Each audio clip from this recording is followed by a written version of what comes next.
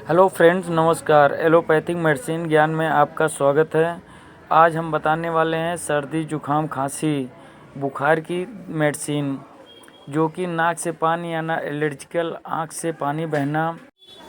चेस्टान cold एक anti cold drugs है, जो कि नाक से पानी आना, आँख से पानी आना, बलगम को पतला करने का मेडिसिन है, जो कि इसके साथ बैक्टीरियल इन्फेक्शन के लिए एलमॉक्स 500, जिसमें एमॉक्सिसिलिन मिला हुआ है, जो कि इसको एल्कम फार्मा द्वारा बनाया गया हुआ है।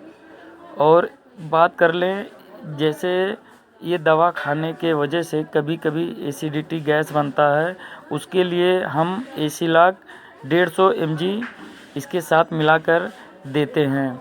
तो इसकी डोज कैसे देना है, तीनों में से एक एक गोली सुबह शाम देना है।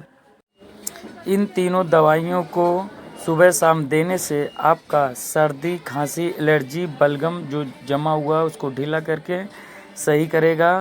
इस दवा को बिना अपने डॉक्टर की सलाह से यूज ना करें। अगर हमारे चैनल पे नए हैं तो चैनल को सब्सक्राइब करें, लाइक करें और अपने फ्रेंड को शेयर करें। Thank you for watching video.